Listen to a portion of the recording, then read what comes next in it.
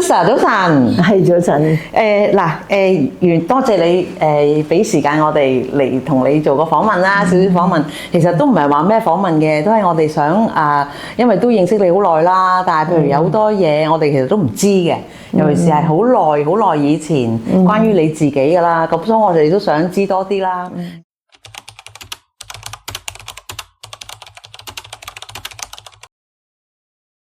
其實我真係諗起嚟咧，係天主嘅計劃咯。因為我細個時候咧就喺沙田讀書啊，咁淨係識 a pen and a man 喎。咁點知咧就會考就派咗我嚟聖羅實啊，因為嗰時候要考會考先可以讀中學噶嘛。咁就費啦，就樣樣都唔識啦咁樣。咁後來諗起嚟，我如果唔係入聖羅實，我就唔會識英文嘅。就因為入咗聖羅實，所以我第二年就有機會領洗啊。領咗洗，然後咧又有機會後來做 sister 啦。後來咧仲喺聖羅實嗰度教書好多年啦。因為嗰啲學生今日仲係對我咁好啊，好感恩。咁有乜嘢好深刻嘅咧？就譬如 Mother Conleth 啦。咁我見到佢喺個工地，當時係起新校舍，就有個工人挫傷咗自己，咁佢咧就坐喺嗰啲泥濘即係喺泥濘當中係幫佢包紮傷口啊。爸爸係最早嘅童軍啊嘛，中國嘅童軍啦。咁所以咧，我亦都係放學之後咧就等住去參加童軍開會咯喎。咁嗰時候 Mother Helen。我好深刻咧，就係晏晝要等嘅時候，我又冇晏晝食，因為返沙田咧要成個鐘頭先一班火車嘅。咁佢咧就為我預備咗一份三文治同埋一隻香蕉啊！即係嗰個情景，我到今日仍然記得。咁仲有一個Mother Amiden咧，佢特別為啲窮人，因為嗰時候聖羅實周圍好多窮人嘅。花墟公園嗰都係木屋嚟嘅，仲有嗰個基提道咧，個巴士站嗰度一笪都係木屋仔嚟嘅。所以呢啲係我好深刻印象，覺得天主係安排晒，等我又識英文，可以後來做導賞啦。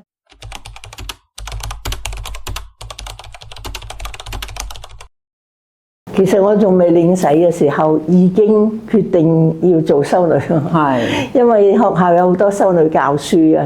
咁我睇見佢哋嘅榜樣咧，就我未領洗。咁有一日，有一個 sister 就問我邊個中意做 sister 咁。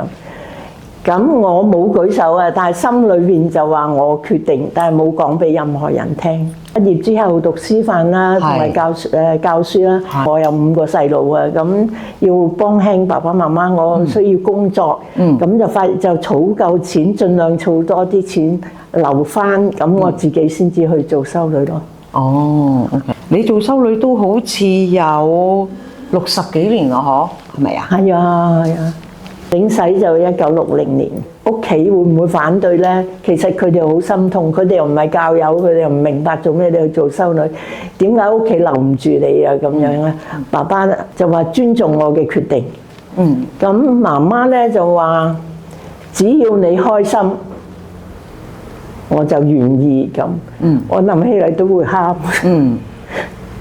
但係你好幸福喎，即係你爸爸媽媽其實都好理解，同埋佢哋以當時嗰啲年代嚟講，其實佢哋個思想都好開放喎都。你諗下，佢哋係童軍嚟嘅喎，係媽媽又係童軍，爸爸又係童軍。媽媽喺中山大學附中嘅老師，又係童軍嚟。OK， 即係你都係童軍世家咯咁。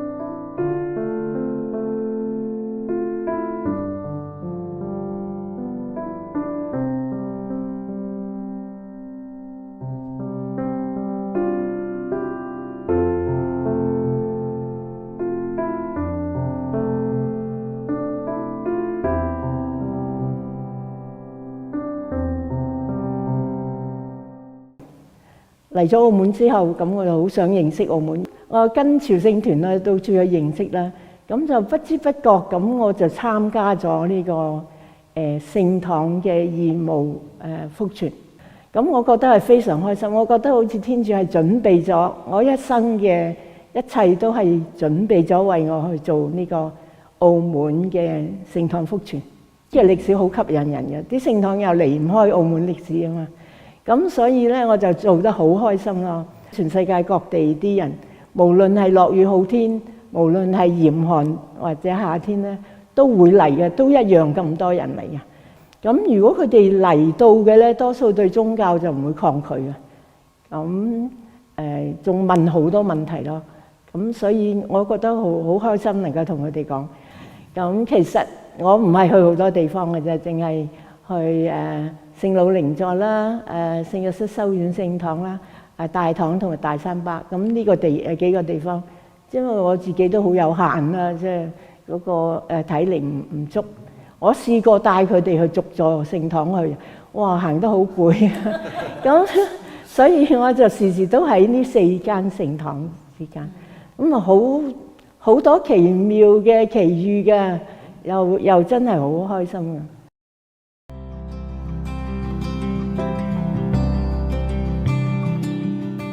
呢個主日咧就遇到一個歷史學家，佢咧就好有興趣，佢有4日嚟澳門認識，咁我咪好詳細咁講咧，就同佢講信仰啦咁樣。就咁我問佢，即係啲幾百年嘅古老聖堂，你會見到啲咩？咁佢睇下，佢話見到好多聖像，見到彩色玻璃窗，又睇到啲苦路，佢哋唔知係苦路㗎。我慢慢同佢講，譬如嗰啲苦路14處就會同人生嘅痛苦啊，同埋人生嘅責任有關。佢哋全部都好有興趣聽。咁呢個歷史中意歷史嘅咧，咁我又會同佢講左邊個聖洗池裏邊嘅聖約翰洗者。咁佢哋好有興趣講呢啲嘅。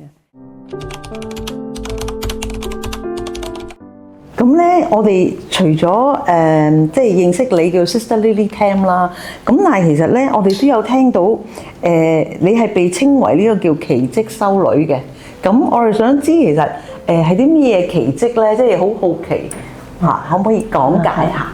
其實